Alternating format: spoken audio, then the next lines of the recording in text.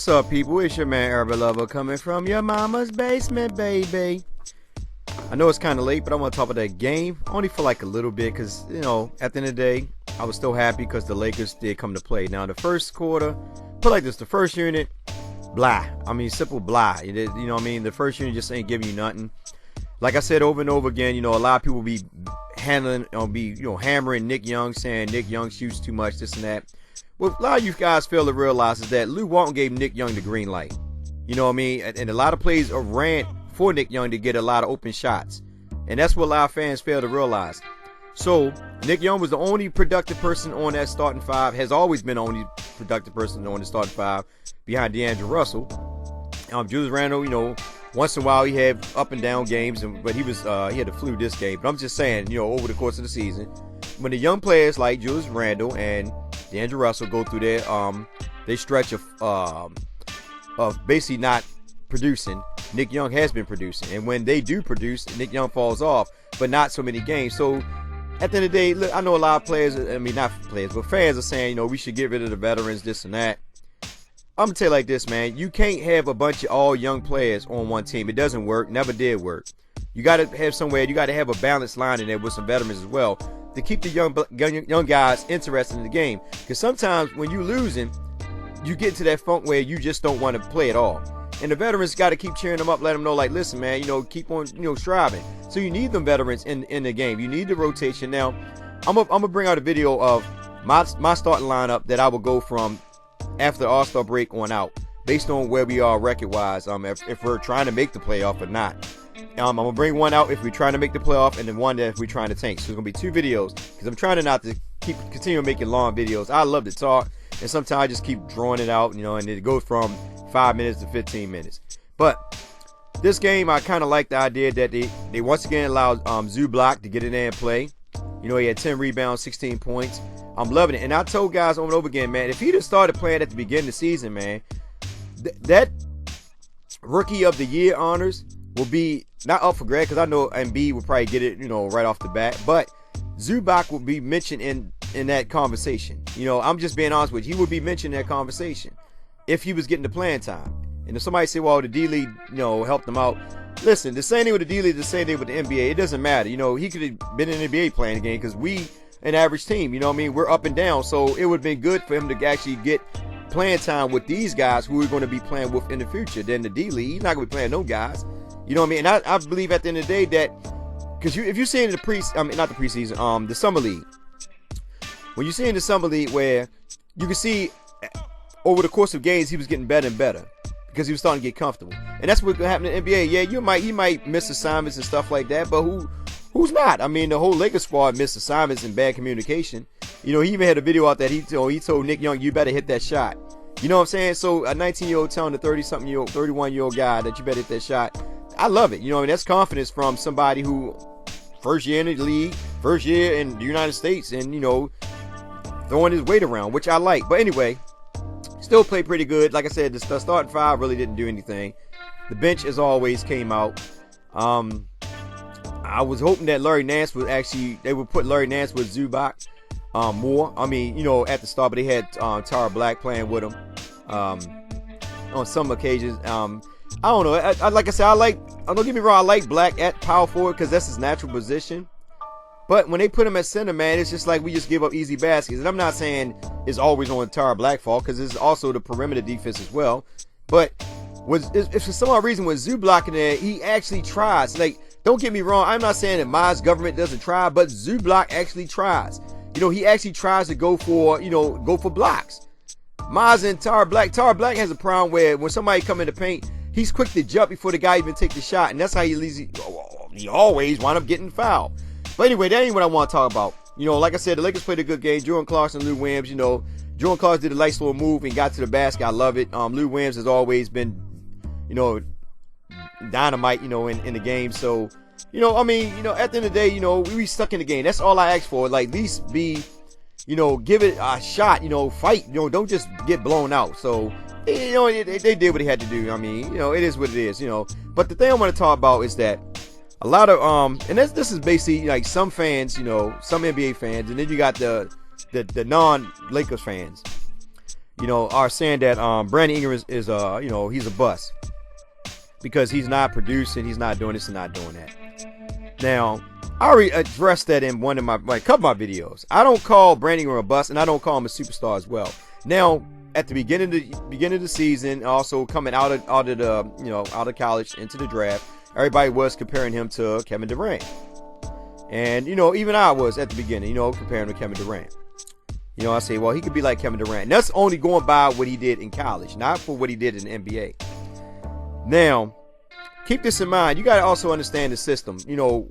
First and foremost, as a fan, and also as an observer, man, you can't be biased. You know what I'm saying? Like, you got to really understand the system that's being ran. What kind of system you're in, because a lot of players don't flourish in every system. Like, you can have players on a team with a coach that has a certain system, but they don't fit in that system, but then they go somewhere else and they flourish. It happens all the time. For instance, Nick Young didn't flourish in, he did in 1 year in Byron Scott's system, but last year Byron Scott, didn't really utilize him. And Nick Young came out and said that Byron Scott really didn't like the three. Byron Scott was old school. He didn't like the three ball, and that's what Nick Young was, excellent at. So Nick Young didn't get no playing time, and everybody saying Nick Young, they wrote him off. Nick Young sucked, blah, blah, blah. His field goals down, everything's down, not knowing what the system was.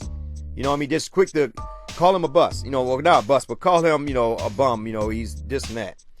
Then he comes in with Luke Walton. Now he's like, regurgitated, and everybody's like, well, look at Nick Young. Oh my gosh, he's playing defense. Oh my gosh, his shots are up. He's shooting 41% behind a three-point arc. He's shooting 45% from field goal. He's rejuvenating his game. He's looking good. It's not. It's the system, man. It's always been the system of, if you really can play in that system, and what is your role in that system, and that's what fans fail to realize. Now I'm gonna get back to Brandon Ingram. First and foremost, you gotta understand the guy's only 19 years old.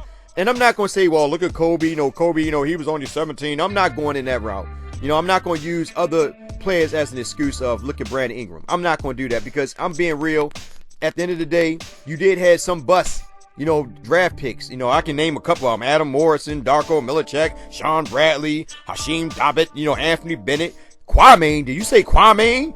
Kwame Brown. So you had busts, throughout the years, and draft picks. This is the point about when you scouting, you don't really know what you're getting. Only going according to what you see in going to college, or when you going to scouting across the seas and stuff like that. You're seeing these guys play, you say, okay, he looks pretty good. But then you bring it to the NBA level and it's a whole different ball game, so you don't really know what you're getting until they step on that floor. And some people, it take believe it or not, some players take 3 to 5 years to develop. Seriously, I can name a couple of them, but I'm not going to go into that scenario. But the thing is, what I say is that at the end of the day, you got to understand this. Brandon Ingram, first and foremost, is only 190 pounds. All right, he's not fully developed into his body yet. Another thing, also, they slowly bringing him along. They're not really forcing him to be the man. And I believe at the end of the day that he probably will be the man. I don't know. This is my opinion. I'm not saying he's a bust, and I'm not saying he's a superstar. I got to see it before I even speak it. That's how I work. I'm not quick to say, oh yeah, he's looking good. Oh, he's gonna be good next year. No, I'm not doing that. I don't do that, man. I just think at the end of the day, you got to give guys time, and be patient, because at the end of the day, if you look at the draft, like I said before, if you look at the draft, there's really wasn't nobody hot in the draft. Like right now, Joe Embiid is the freaking rookie of the year. Let's be real. And then the guy, then the other guy from Philadelphia, Zarkic, whatever his name is like number 2 in scoring. So, right now, if you look at the stats, and he's top, he's in the top 5 in scoring, he's in top, 5 in rebounding, and top 10 in assists. But here's the thing. Luke Walton doesn't look for Brandon Ingram to take over the game. That's what people fail to realize. That's why he's in the second unit. Well, before everybody got injured, he was in the second unit. He was bringing the ball down. Luke Walton looked at him as the ball, as the ball handler. Because if you go back to the preseason, in summer league, that's what Luke Walton was talking about, his ball handling skills, as a playmaker.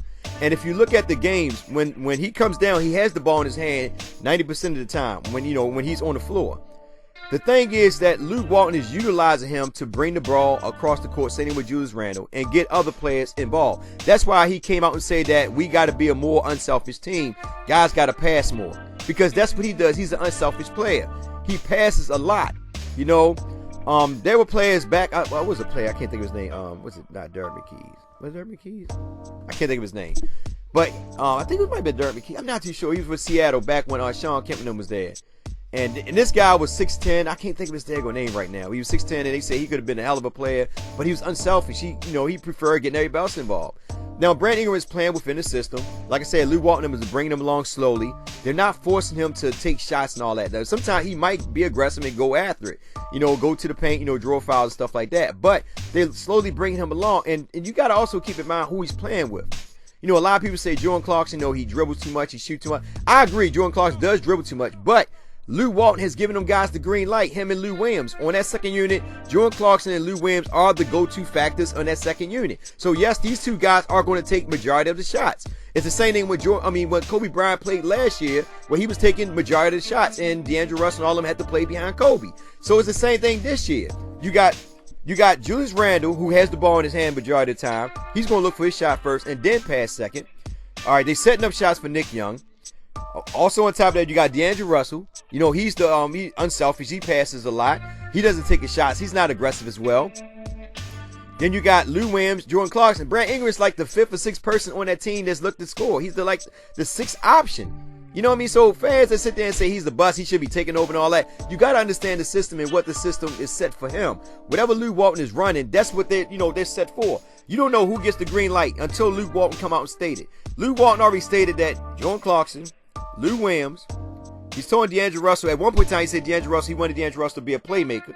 Then he come back and say, well, I want D'Angelo Russell to score more, be a little bit more aggressive. That's the same thing Byron Scott said, and a lot of people fail to realize that. But at the end of the day, he's letting players evolve slowly, and we as fans, we got to be patient. I know, me personally, I critique teams, and I say, our team, and say, let's do this, let's do that. Only I have a problem with Lou Walton is, be honest with a lot of players, is the rotation. That's my biggest problem with Lou Walton, is his rotation, his matchups, and time management. Other than that, he's allowing the players to play. He's giving them the playing time. He sits them down, some of them, when, they're struggling. And I love that. And Lou Walton is a rookie coach, and you got to respect that as well. He's going to make rookie mistakes. Even though me, as a veteran, watching the game, when I say veteran, I mean because I've been watching the game way before Lou Walton was even not born, but Lou Walton 32. So I was watching the game, I was 8 or 9 or something like that. But I ain't understand the game. I'm 8, 9 years old. Come on now, let's be real. I ain't starting to understand the game until I was 11, 12. Because I really had a feel for the game. I love point guards. I love Magic Johnson. I love playmakers who get other people involved. Like I said before, you do not have to average 20-something points, to be a point guard. You can average 10 points and 8 assists. Because you're getting everybody else involved. As long as you win a game, that's all that matters. The problem that people fail to realize is the Lakers are, at their best, we can have 6 people in double figures when they're passing the ball fluently.